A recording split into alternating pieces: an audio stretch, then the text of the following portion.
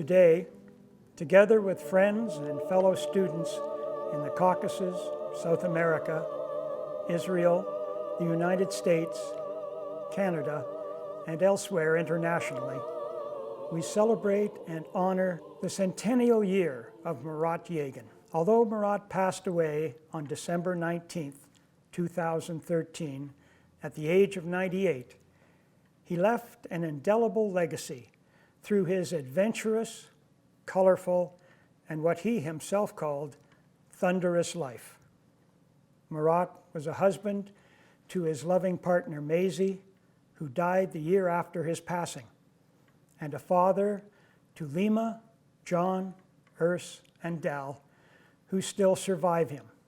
But he was also a greatly beloved teacher, unwavering mentor, inspiring mystic, spiritual elder, and a treasured friend to a multitude of others. Born to a prominent Abkhazian family and raised in Turkey, while still a youth, Murat was taken into spiritual training by his tribal elders, who were servants of the spiritual hierarchy, the Source, which serves our planet. As a passionate young man, Murat studied medicine, was a cavalry officer, survived several near-fatal experiences, competed in world-class equestrian, and had a life-altering experience with Jesus, with whom he fell in love. During his time in Istanbul, he also made contact with Hasan Tahsin Baba, a dervish sheikh, who became his revered teacher in the Bektashi spiritual tradition. He married in 1944, and he and his beautiful, strong Abkhazian bride embraced the ranching life and triumphed over many challenges together, once fighting off political insurgents who burned their crops. Murat next worked for British Petroleum as a successful manager throughout the Black Sea coast area of Turkey. Meanwhile, he maintained a loving relationship with Hasan Tahsin Baba, but his inner contact with Jesus and the spiritual elders of the tradition of Kebzeh, which was the ancestral teaching of his people, grew in strength to become the center of his existence. Murat, his wife, and children emigrated to Canada on November the 25th, 1963, and settled in the province of British Columbia, moving within it to many places, working variously as a farm manager, an orchardist, a fisherman, in real estate, owning a restaurant and later a cafe, and finally becoming a contractor in Vancouver and then in Vernon. At the age of 89, Murat shattered his neck in a fall from a roof, but miraculously recovered, astounding all his doctors. Up until a year before his passing, he still engaged in what became for him the fervent love of carpentry. Soon after arriving in Canada, Murat simultaneously began a lifetime of dedicated teaching and acted as an advisor to other spiritual teachers and authors, for it had become his mission from the Source to give what he could of the spiritual tradition of his people to North American seekers. Although he always resisted being called a teacher, his legacy nevertheless includes a multitude of books, transcripts, and recordings. He also founded the Kebzeh Foundation in Canada, Kebzeh US, and the Essentialist Church of Christ. Murat taught the magnificence of God, the limitless potential of our hidden treasure as human, and showed us how to claim this inheritance. He took us from believing in a God in the sky to recognizing that God is all, visible and invisible, and that the closest address for God is to be found within us.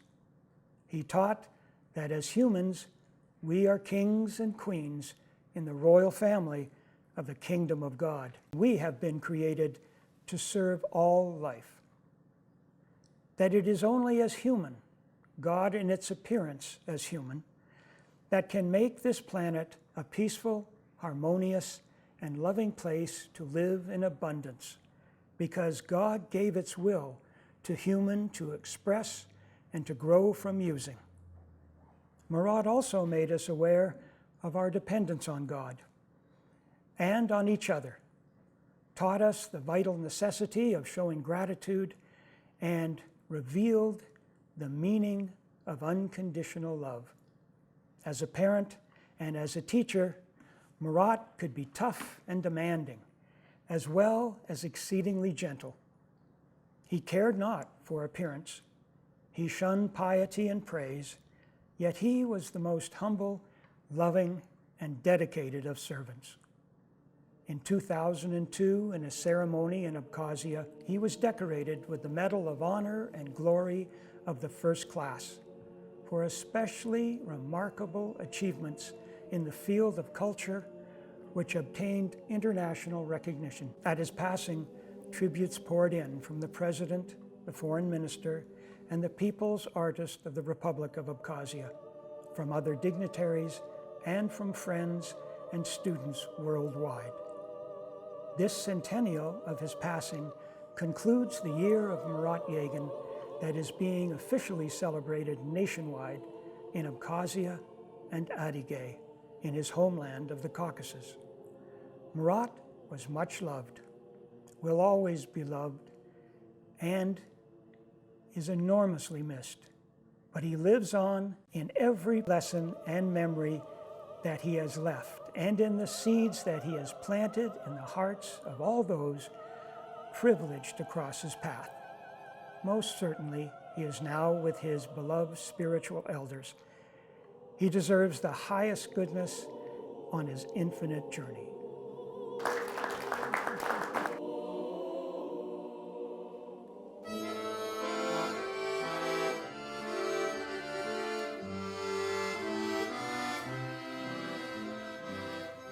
I hail from the mountain where rough men with eagle's eyes dance, fight, love, and die, there behind Kaf Mountain. Yes, I come from the primeval mountain, where long ago a race of real men dwelt in the navel of the world, living the ancient wisdom. Sacred trees harbored arcane knowledge. Mountains, rocks, and dancing waters sang with praise. Heard were the voices of children and the laughter of women. For all was a perpetual hymn to life, the life of now reflected in the moment. The joy of starlight dawns, following nights where wood sparks from flashing heels and moonlight in a ruby glass filled the hearts with songs of oneness and community. I live now in a vast, cold, and distant land. Mountains there are, and never-ending plains. Most everywhere there is the hand of man, but not of those who long ago walked tall with arms of steel and hearts of gold. In winter, my body sings with the warmth of the sun. From my door in summer, I bathe my eyes with blue and turquoise waters. In autumn, flashes of brown, of gold on leaf and vine make me want to leap and grasp the tufts of sunset from the sky. Despite the beauty of this far-off place, my soul is often heavy and sometimes sad for me, for having known. For you who never knew those men with beards and eagle's eyes, who walked the skies to gather stars and plant them somewhere there behind the mountain of Kaf.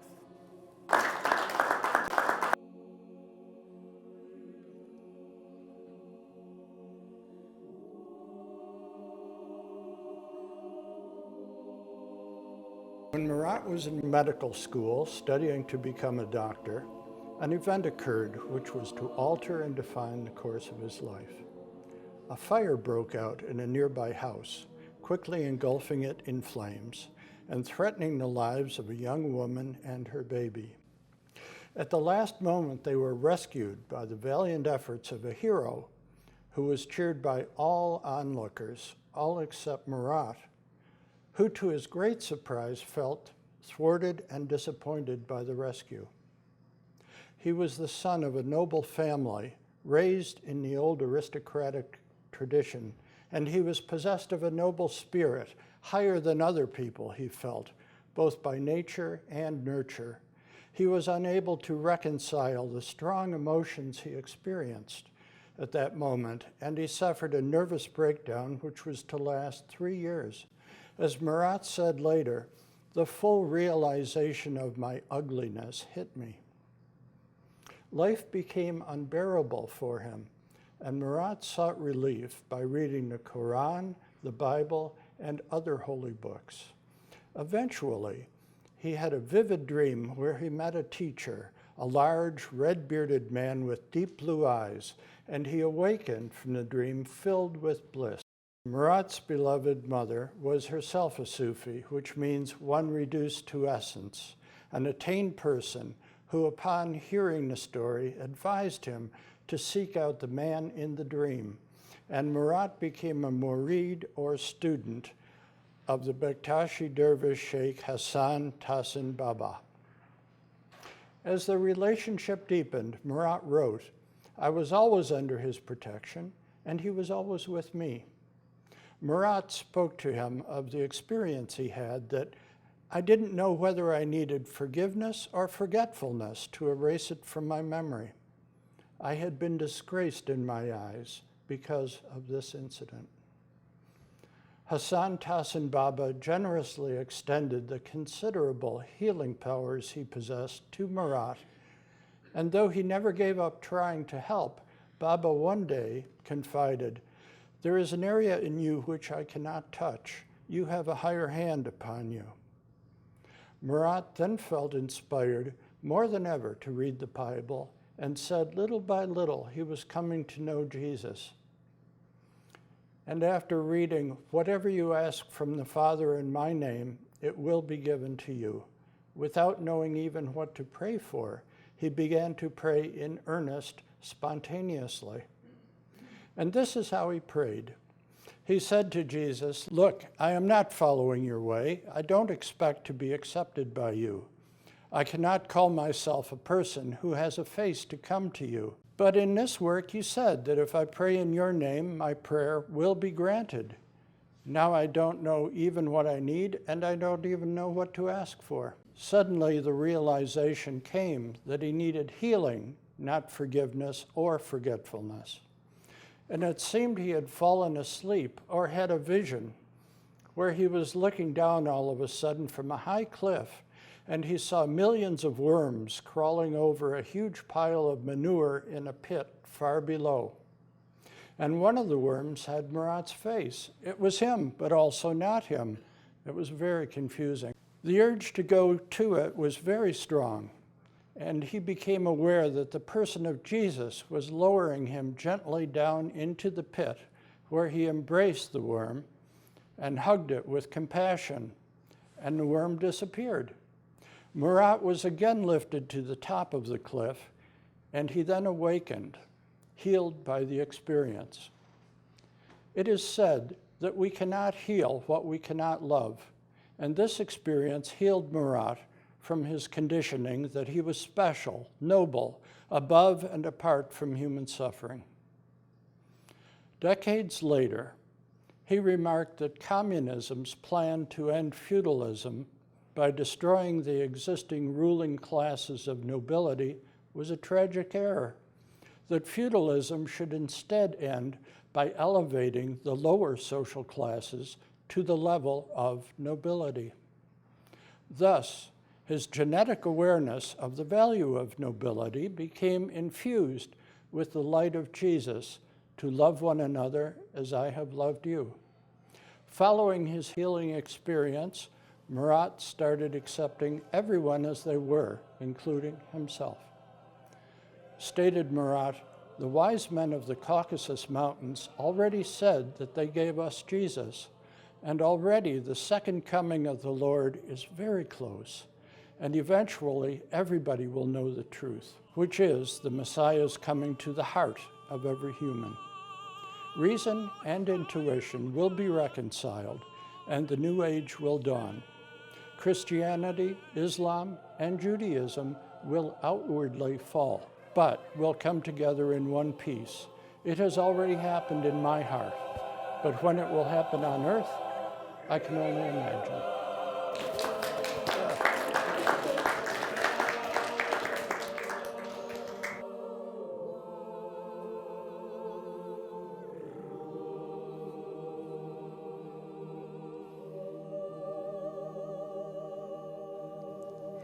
Excerpt from a letter by Murat on the topic of love, written April 28, 1983. One is always on the right grounds when one considers Jesus and his love. Certainly, the greatest strength in the universe is love.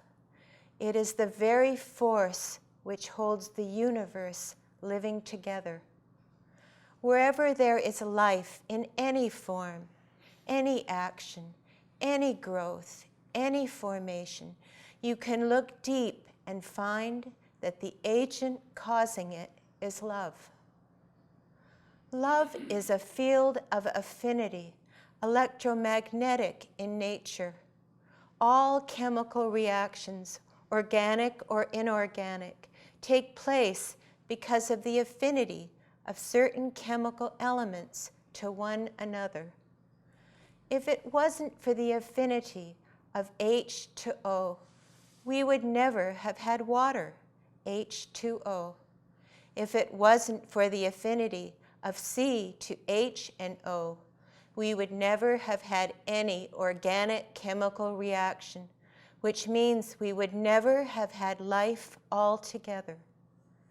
Think and meditate on this fact of affinity, which applies to every single petite or great happening in the whole universe of which you are a part forever. You are not a separate, independent entity which lives in the universe, but you is an integral part of it, and that is so just because of love. So therefore, the more you develop love in you, the more your feeling a part of the whole will increase, grow, and manifest, so much so that whatever you manifest will be manifested in universal scale and magnitude. So through love, and only through love, you become one with the mind, and you will be connected with the absolute knowledge of the mind.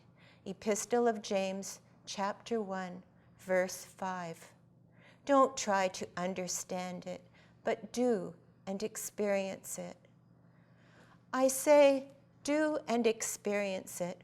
Okay, well, your question may be, what shall I do for doing it?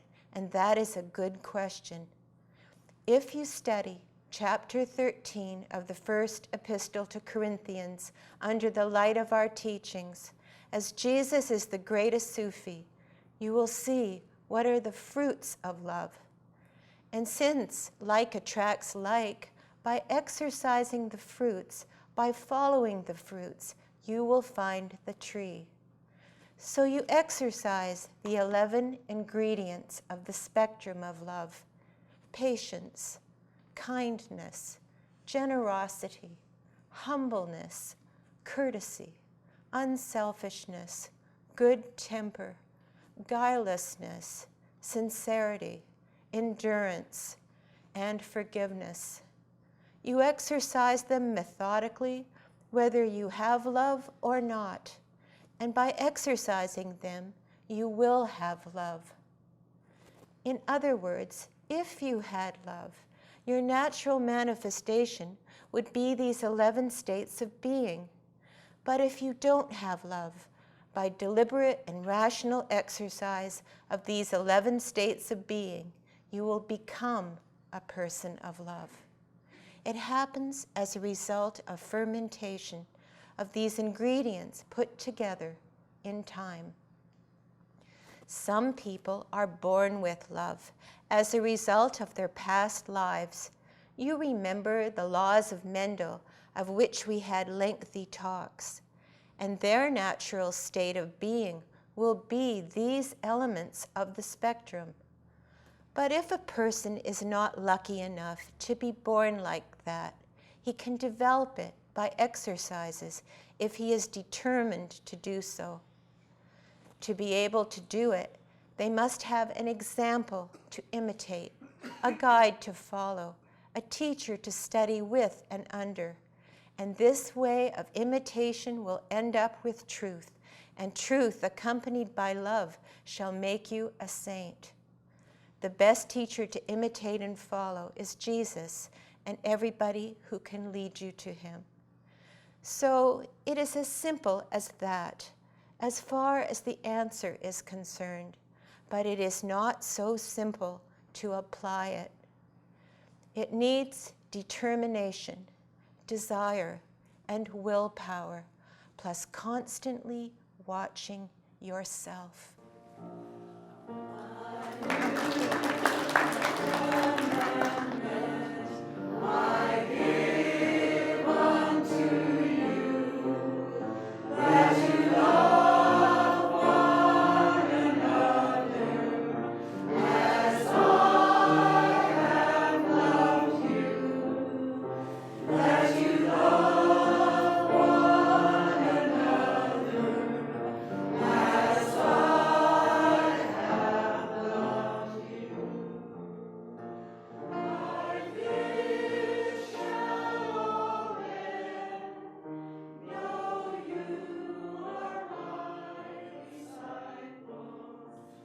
All existing things is one body, God expressing himself.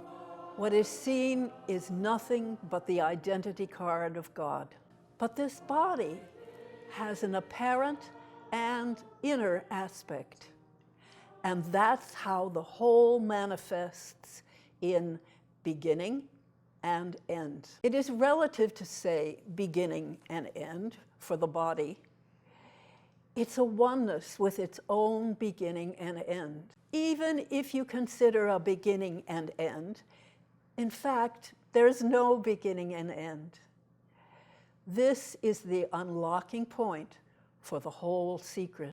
For in whatever is seen, how can it be possible to say beginning and end?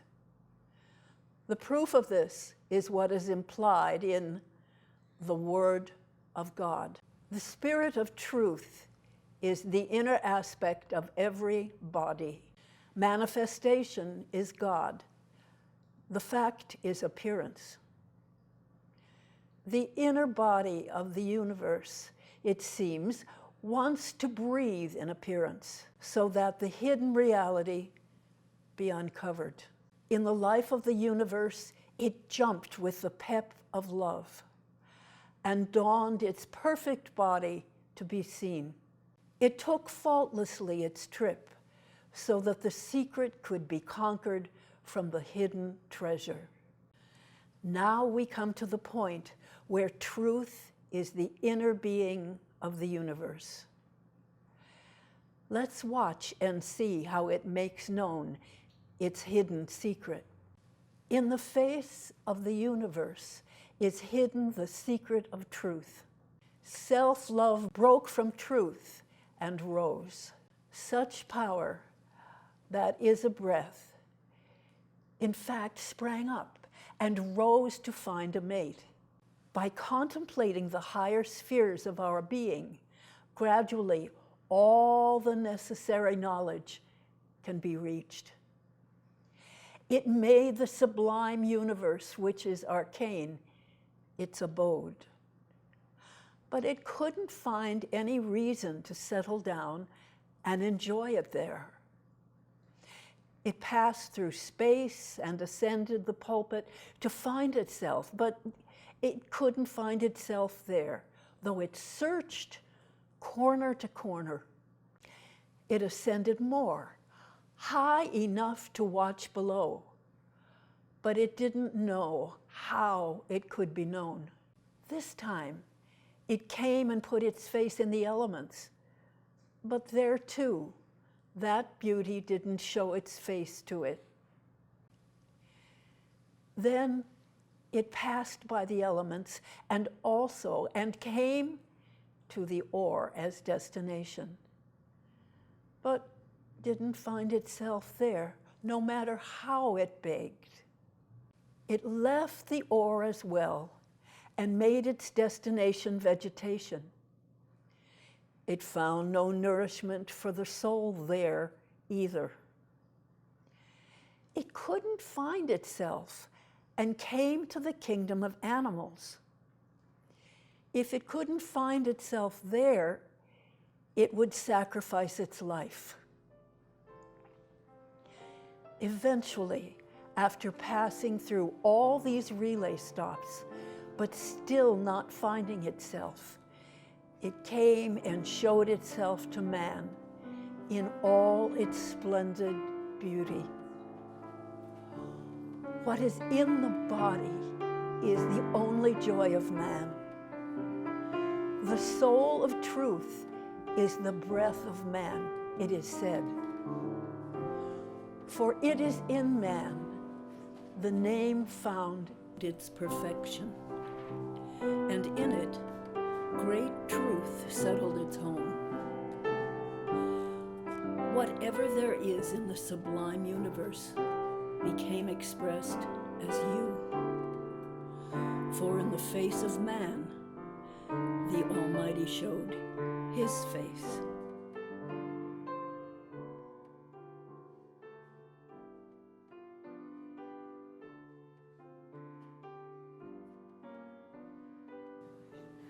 It is my pleasure to address the subject of Murat Yagan's legacy.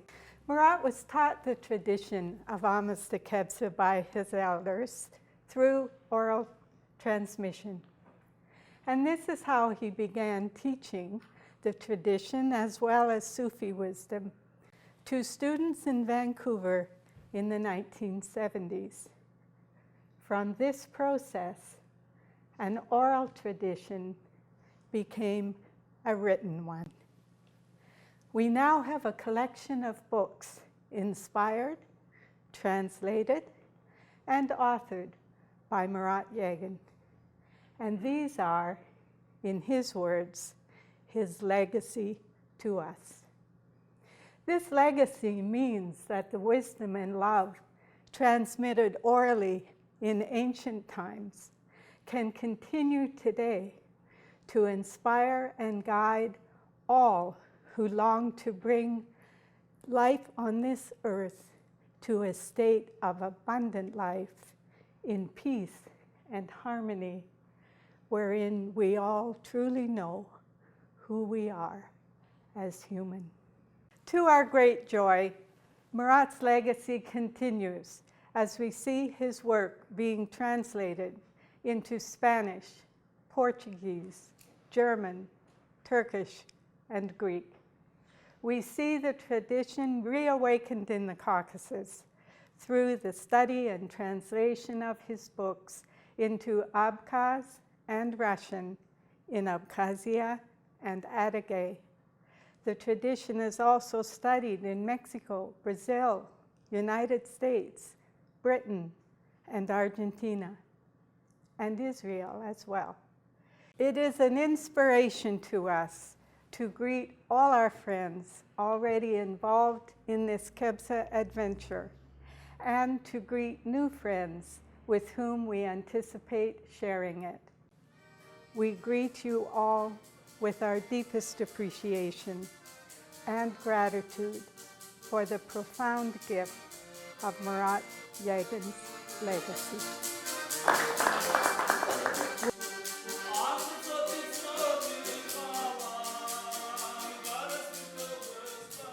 Меня зовут Люси Фелдман, к нашим русскоговорящим друзьям.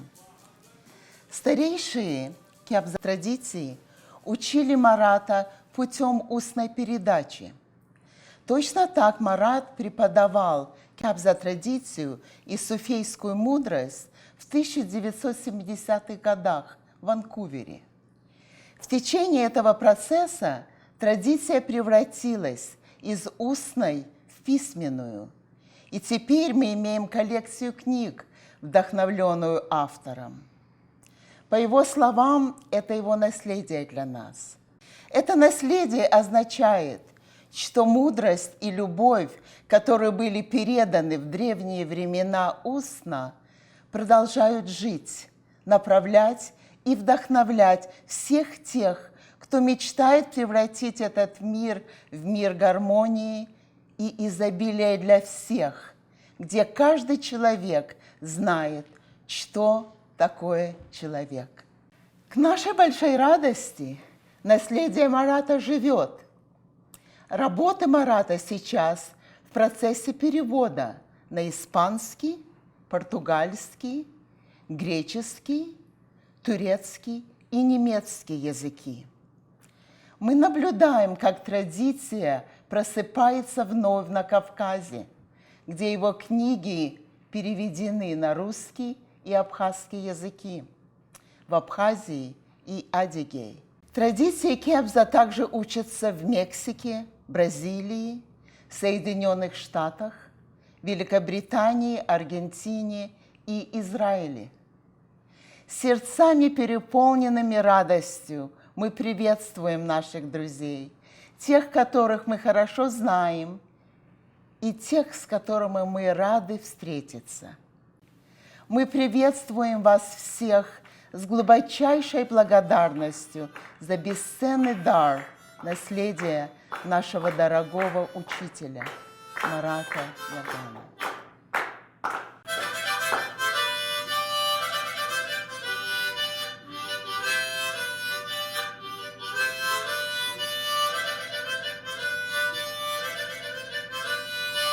Abkhazia, Sara Abkhazia Stokhub. I came here dressed like this today because I know that it would please my father. He loved everything Circassian. Circassian dress, Circassian music, Circassian dance. He loved and lived Circassian. And today we are honoring him on his 100th anniversary. And I have something to say about that. Something like 10 or 11 years ago, I received something interesting on the email. It was something circulating on the internet, and it was a questionnaire about your life, facts in your life, and if you filled it out accurately, it predicted how long you would live. And I got curious, and I filled it out for my father, to the best of my knowledge. Of course, this was before his accident that broke his neck, so that was left out, and also, we didn't know at the time about the asbestos in his lungs, which was the cause of his demise. So those two things excluded, it predicted that he would live 110 years. So to me, my father didn't die of natural causes. He was a victim of industrial pollution. If it wasn't for that, he would live to be at least 110. So I'm going to celebrate his birthday every year till 110 years as if he was around. I'd like to read you a poem written by a 15-year-old Abkhazian boy who was, at the time he wrote this poem, living in Turkey and missing his homeland and very much homesick. And he was a 15-year-old with the maturity and the heart of a 25-year-old warrior, you know, with a desire to fight for his country and serve his country. And when he wrote this poem, he was a very lonely and sad boy. And at the time he wrote this poem, I had the privilege of surfing in the genes and chromosomes of this boy who was my father. Something like 15 years ago, we were gathered here on my father's birthday, and I read this poem to my father and his Circassian guests. My father and all his guests were crying. He wrote it in Turkish, so I'll read it in Turkish first. Ölüm bize erişmez, ülkeye ermeyince, solar Kafkas gülleri biz onu dermeyince, söz etme hiç boş yere, Bakma döktüğün tere, zafer yok ölümlere göğsünü germeyince. Kimse derdimi bilmez, rüzgar terimi silmez. Dağlıyım, yüzüm gülmez, dağlar yeşermeyince. Death reaches us not before we reach the homeland. The roses of Caucasus fade if we do not tend them. Do not utter empty words. Do not mind the sweat you pour. There can be no triumph if one does not challenge death. No one seems to know my plight. The wind does not dry my tears. I'm a mountain man. I smile not when the mountains do not bloom.